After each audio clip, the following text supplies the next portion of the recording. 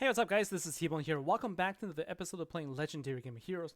In today's episode, what I want to do is I want to talk about various different tiers of bosses here and what teams you could use to be successful.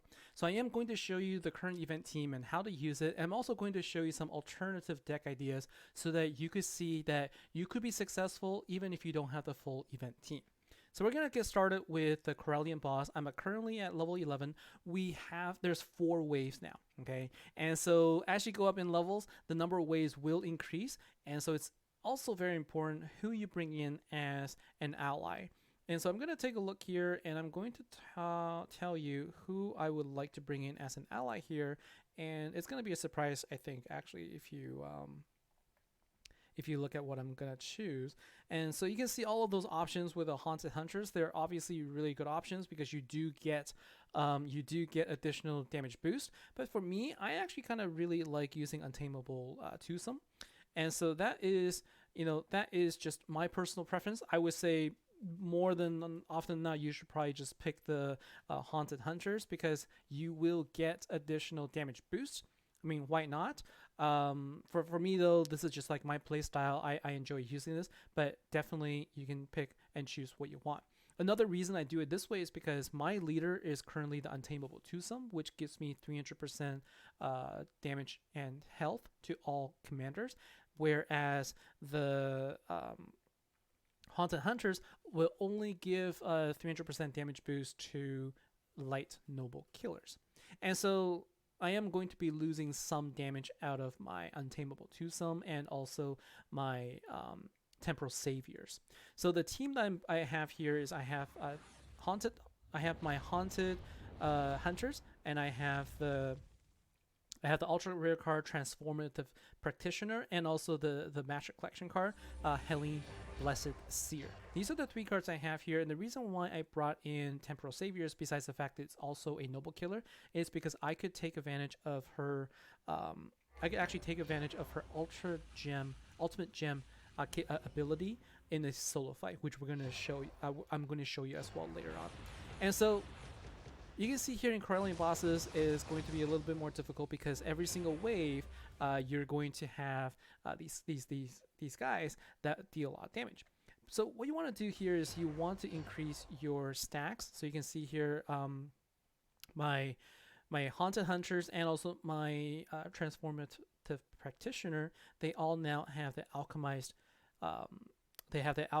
status active right now, which you want to build up to 6 as much as possible.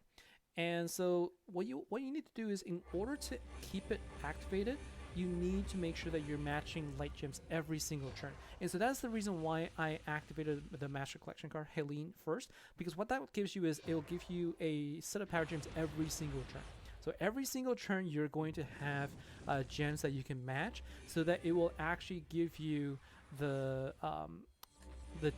bump in your status. If you miss even a single turn where you don't do a gem match, then you're going to lose that status.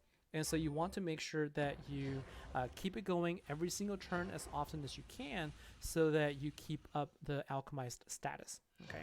And the other thing that I'm not doing right now is I'm not really activating my Temporal Saviors. So I'm going to do that now because that will also give me a power gem every single turn.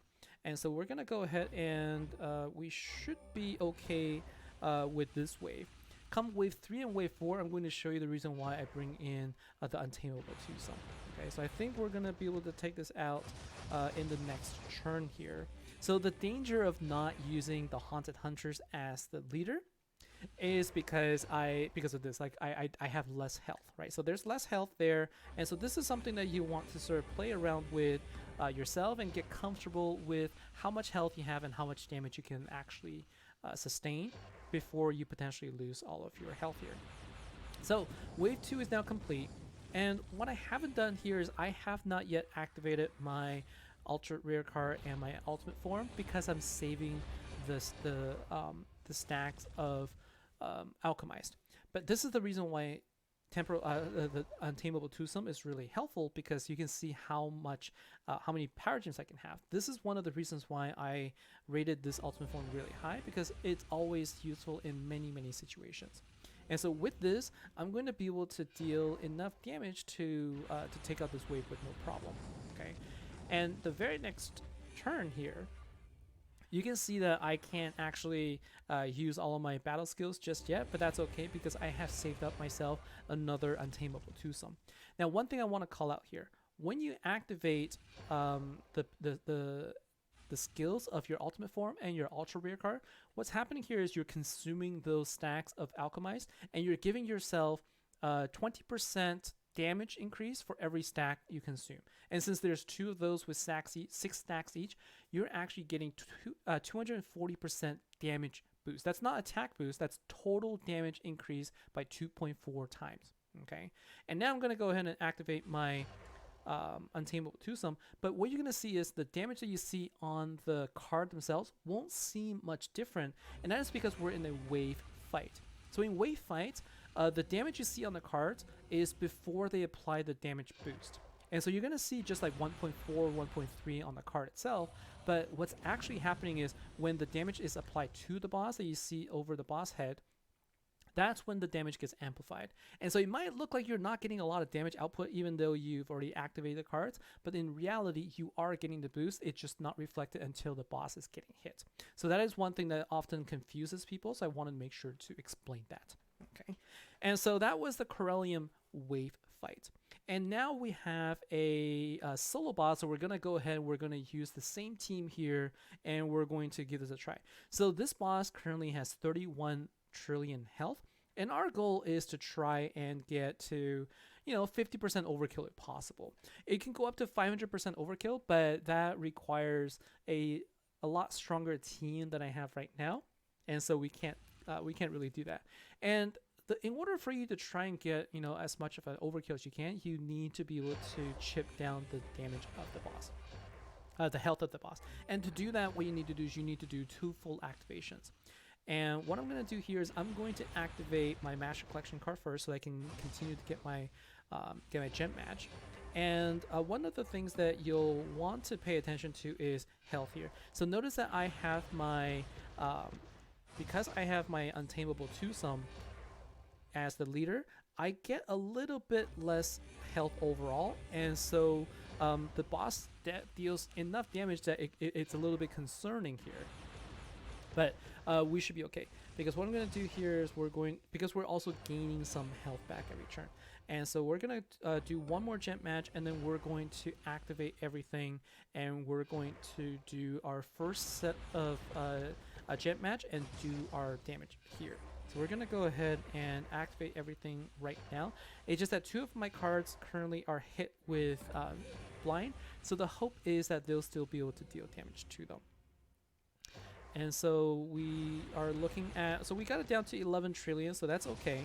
And now what we're going to do is we're going to continue our barrage of gem matches so we can continue to chip down the overall damage here, while bringing our stack of Alchemist up to 6. So it's important that we bring it up to 6 now, and then we're going to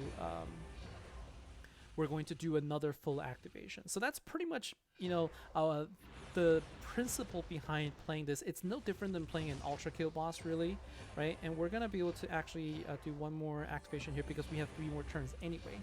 We're just kind of fighting against the clock right now. So with a little bit of a lag that I'm experiencing right now, I need to make sure that I don't end up, I don't want to end up losing too much time here. So I'm not really being as careful as I could with how I'm matching.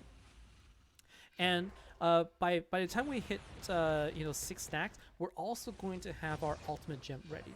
Okay, and so what we're going to do is we're going to go ahead and do our last match here, and then we're going to activate everything, and we're going to look for the ultimate gem. And what I do normally is I make sure that I activate the card that gives me the ultimate gem first, so that I can use this time to try and actually find it, which is over here. So I'm going to do the ultimate gem power gem match. That gives me more damage overall. And so with this setup here, I'm going to see how much damage we can actually deal. That looks to be about close to 40 trillion. And so I think we just missed the 50% mark right? Yeah, so we missed it by about 4 or 5 trillion. So that's where, notice I had about 8 trillion health remaining. Had I chipped it down a little bit more, it would have been better. So I think what could have been done better is I could have chipped it down by hitting it at 1 stack higher, maybe at 6 stacks or something. And notice that I actually just got 5 keys for my efforts here. I haven't run out of keys at all in all the times I've played, and so I think just going through all of these bosses, you should be fine with the key total. And having said that, like if you farm your bosses at very low levels like these common and iron bosses, you're also going to be able to get some keys here. And so if you're low on keys and you're finding yourself having to 3 key everything, well, just drop down a couple of levels, use 1 key to go through the bosses and earn some keys, and you're back in business. All right, so now what we're going to do is we're going to take a look at a couple of platinum bosses here. And so this one has 214 trillion, and you have an option, right? Like I'm going to just use 3 keys for this one, and I'm going to use this one here that uses Temporal Saviors. So Temporal Saviors is the ultimate form, and I'm using Light, Hope, and Justice, and Contingent. This one is actually a relatively powerful team, but what I'm going to actually show you is I don't need to use that. I could actually use this setup, and it actually works as well. So I'm gonna try and find it first. If I could find it. Okay, so this is the one I wanted to show. So I can actually use this setup. It is going to require 3 keys, but I'm going to be okay with that. I could use this on the guild boss as well. So the guild boss would be okay. So with this setup, 204 billion is actually not too bad because I could probably have used 1 key for it, but I'm just going to show you how this works. I can use the 3 key for now just to be safe. I use 3 keys for the guild boss using this setup, and that guild boss has about 2 trillion health, and I was okay. So I'm sure that this is not going to be an issue for me when I use 3 keys.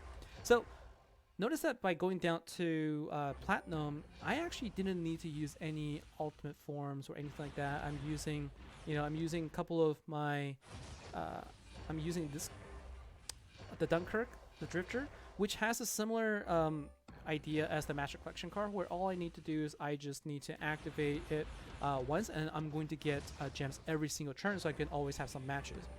I have Walker here, and Walker is the event card version of the Untamable Twosome that gives me power gems, as long as I continue to build up my commander skill points.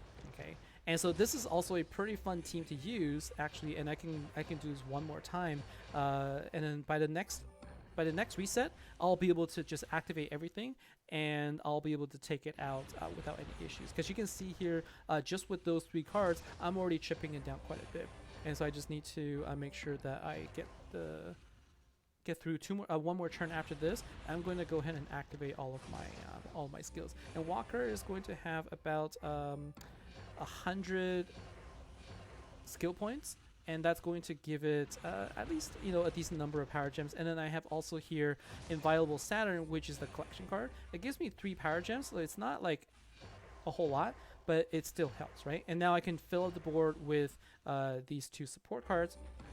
And now let's see how much damage you can deal when we combine all of our powers.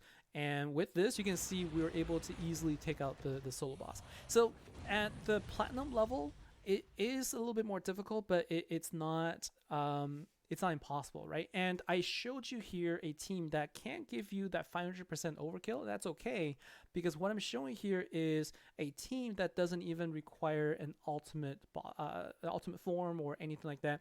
It's just knowing that it's about setting up the team so that you can get maximum amount of damage. That's going to be helpful. Another thing that you could use is you could also use a Slayer deck. Okay, and if you're going to be using a Slayer deck, I'm going to show you which one I'm talking about. So if you go to the light Slayer deck, some people already have that, and that is going to be the Wandering Clan. So the Wandering Clan is a really good card, because what it does is it's going to give you a I'm just going to go ahead and bring it in, and you can see here Wandering Clan is a Slayer version, which has which is also a noble killer skill. Okay, it's also a noble killer card, and what you can do with this deck here is you don't really even need to bring in you don't even really need to bring in a lot of really powerful commander cards. Like in this case, I probably could have brought in the event support card, but I brought in Alien because Alien is a Slayer card and a Commander card. So what I'm getting here is I'm getting a boost to my Slayer damage, and I'm giving myself the Commander bonus so that I can increase my damage a little bit. And here's a card that I brought in here, Starhaven Servant. Starhaven Servant is a card that will give you turn delay every single turn, as long as you have enough gems to match. And guess what? The thing about these the Wandering Clan is it plays just like Spirits United, where every single turn I'll be able to create light gems. And so every single turn I can get at least 21 gem matches, and look at this, I can actually do my gem match like this, and I can just keep going. I can actually just keep going here until I take out the boss, and it's gonna be no problem. And what I'm gonna do here is I'm actually just gonna go ahead and do this. I'm gonna go ahead and activate with Akahime, because what that's gonna do is that's going to give me the power gems I need for the next turn. And so I brought this to a to 5 turns, but I didn't really need to. So the way that you want to play turn delay cards, in this case Starhaven Servant, the way you want to play is you don't want to activate it if you know the wave is going to end when you hit it. And so what I'm going to do is I'm going to do all of my gem matches here. I know I'm going to take out this wave, and so there's no reason to activate it because I don't want, in case I can't match enough gems, to highlight it. In this case though, I did have more than 20 gems on the board, so it wouldn't have mattered anyway, but it really does depend on whether or not you'll be able to match enough gems to actually make a difference. And here's a rare spawn, and what we're gonna do is we're gonna go ahead and just kind of play through. So this is where turn delay cards are going to be your friend. So in a really if you're sort of like challenging a boss tier that is higher than yours, than what you can do, if you can set up something like this every single turn, if you can get more gems to help you out to power up the turn delay, then you're going to be golden. As long as you go through the first wave, you should never be worried about taking out the boss. And in fact, what I'm going to do is I'm going to go ahead and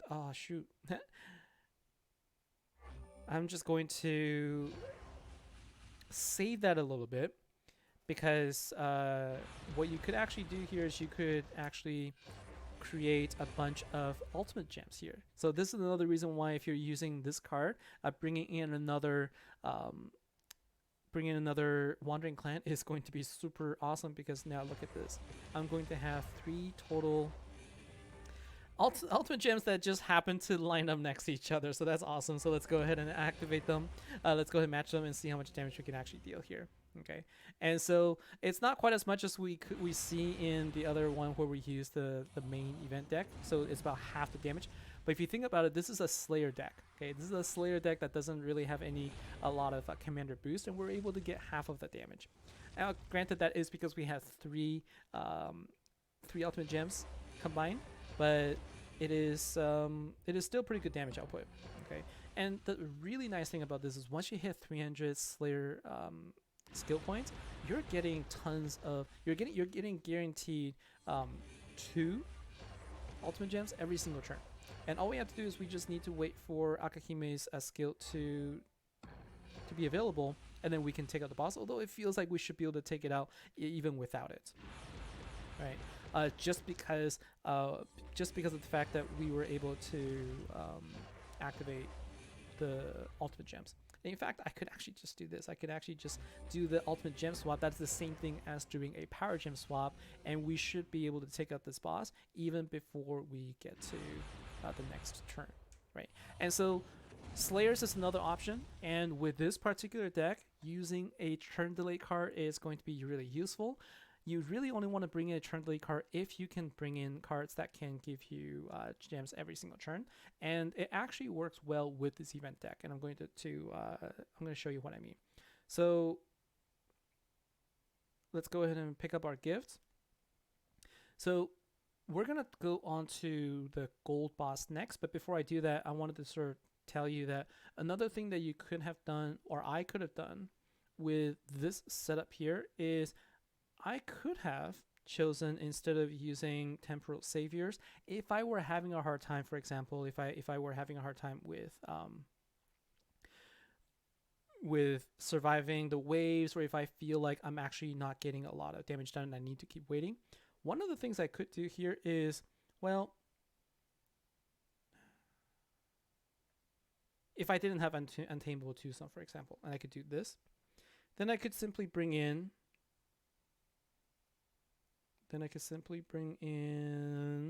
the event card here, which is Dunkirk Drifter. So with the Master Collection card and with the event card, I'm guaranteed at least 10 gems matches every single turn, and I could build up so that I could get enough gems matches so that I could actually power up Starhaven here. So that's another example of, like, using your gem spawn abilities to power up your turn delay cards so that you could give yourself a little bit more of an advantage. Now what I'm going to do is I'm going to talk about really quick now the gold boss. I think the gold boss tier is one that I feel most people should be able to get to, even if you don't have good cards. And the reason I say that is because I tried many different variations where it's just support cards and maybe an event card. So for example here, this is a combination of just support cards and 2 event cards, one from this event and one from the event collection. So we can take a look here, right? So if I were to use this deck right here, I could actually do really well in a gold boss. And in fact, I was trying this most of tonight. So I went to level 18 with that. And let's see. So this is the one, right? Idea. In my opinion, the gold tier boss is a really good balanced level where if you are mostly free to play, or if you're just starting out, you don't have a lot of really good, powerful cards saved up, but you have some of the sort of support cards, and you have maybe 1 or 2 event cards from light event, you could use this to your advantage here. And so I think I used 1 key here. I'm gonna go ahead and do this.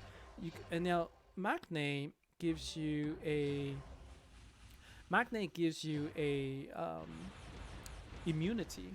Okay, so we're gonna go ahead and take advantage. I think I messed up here. This is one where I should have used 3 keys, and because this works in a wave fight, and it would have worked in the 3 key format. But let's go ahead and just go ahead and see what we can do here anyway. Okay, because one of the things I wanted to show you was I could use this setup in a wave format, and this is where I needed to come in with 3 keys with the setup instead of just a single key. So I did kind of mess up, but you can see here I was able to deal relatively good damage anyway, even with just that. So I'm gonna come back in. I'm gonna use 3 keys here, and in my opinion, my personal opinion is that a solo boss, it gives you keys as a reward. And so it's actually not a bad idea to go ahead and jump in using 3 keys, because you're going to earn keys back. So if you can earn 5 keys by putting in 3 keys in, like, it's a random. I don't think it's always 5 keys, but if you can earn some keys back by doing 3 keys, that gives you additional trophies, then there's no reason to stick with the 1 key sort of mentality here. So I'm using 3 keys right here, and I think I might be able to I might even just take it out immediately. Yeah, so this is where, had I come in with 3 keys right away, I would have been able to deal more damage there. So lesson learned here, but I did get the 25% bonus. And let's see if we get any rewards here for our troubles. So not in this case. I think it's a random drop, but there's a chance that you could earn some keys, and we're still at 56. Okay, so we're still at 56, and we're now level 17 gold boss. So with this is where the stronger the heroes you bring in, the better it is going to be for you. And so we're going to go ahead and bring in we're going to go ahead and give ourselves a Haunted Hunters, right? So at the gold level, if you were to bring in a Haunted Hunters as a leader, as an ally, then I think you're completely set. Like you can bring in any card and you should be good to go. Like that's my honest opinion. You can bring in any card and the waves are not going to be a problem. And so instead of that, I'm not going to bring in the Haunted Hunters because I want to show you that even with a non even with a non light hero as a leader, you are going to be fine in the wave format for a gold level using nothing but some support cards and an event card. Okay, and so we're going to take a look at here. We're gold level 17, and this is without an ally. All right, this is without an ally that we can count on. We are now at 5 waves though. We are now at 5 waves, so we're gonna go ahead and try and get through this as quickly as we can, and let's see if we can take it out on the first turn. Okay, so this is without an additional ally, and let's see. So the amount of damage that we can deal allows us to actually take out the first wave even without any power gems. Okay, and so this is sort of like the power of the sort of not the power, but just the fact that I think gold is perfect for the power level if you don't have any good strong power gen spawners. Okay, and this is also the level where you can now sort of experiment with some of the other cards that can give you power gems over time. For example, Asuka gives a stack of tributes. Okay, so tribute is an old sort of the grail mechanic where the more stacks you add to it, the more power gems you can spawn once it times out. Okay, as long as you don't activate anymore, in 3 more turns, I'm going to get 2 power gems here because there's 2 stacks of tribute available. But I don't even really need it. I don't even really need it because you can see that I'm getting enough damage output without an ally. Okay, to be able to do this. So there's definitely a difference between platinum and gold.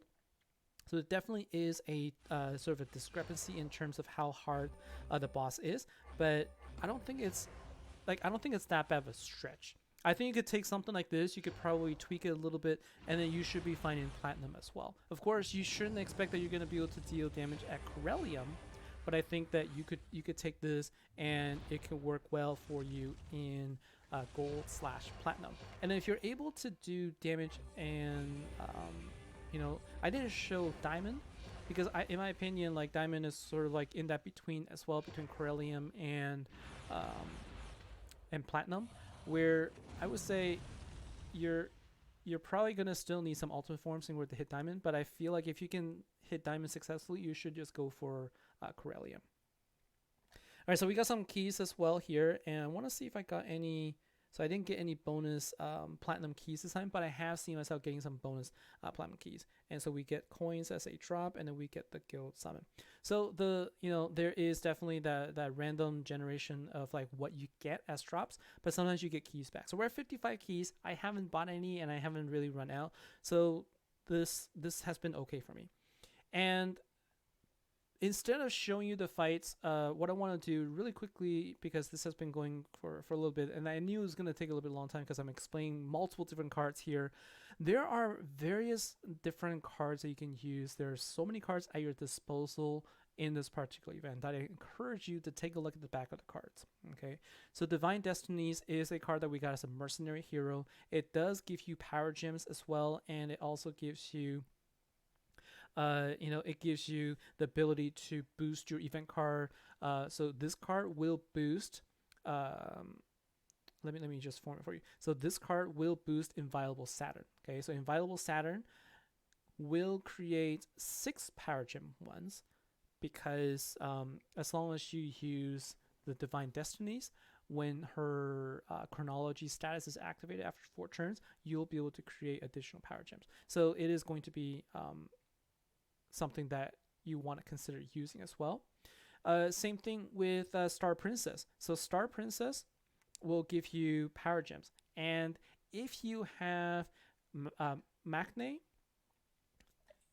as long as you can get not the ultra rare version, but like the support card version. Okay, and so if you have this card, I think right here, so Young at Heart will give you the dancing status if you're above 200 like commander. And so those two cards would also pair well. And what that's going to give you is that's going to give you more power gems, and it's going to give you immunity and all that. So you have a lot of options to go with. And a really, really good card that you should never ignore is Walker. Walker Shielding Sheriff gives you up to 22 light power gem ones, and really no event card can be more powerful than this card. And so if you have him, if you have like one or two of them, I originally showed this. I originally showed a deck that tried to show a deck that uses two walkers, but it was just not everybody has that. But honestly, like having those two is gonna be super powerful. That you should be able to take on platinum easily, and you might even be able to try diamond with that setup, just because it is really strong. Okay, and so there are a lot of options there. You can use slayers, and like I purposely didn't show all of my strongest heroes here for a reason, because I think that in this particular setup here, you have a lot of choices. But if you want to go after Karelian, then you do need the event card. And so hopefully what I showed you will allow you to use the event card more effectively. So that's going to be it for this episode. Apologies for taking a bit longer, but hopefully this has helped you understand a little bit on like the different mechanics and how to play different decks and where you could be comfortable in the boss tiers. And so let me know if you have any questions below, or you can always reach out to me in the network app. And I look forward to hearing from you, and also look forward to hearing your feedback in the comments in the video below. So thanks very much, guys. Take care. Have a good event, and I'll see you next time.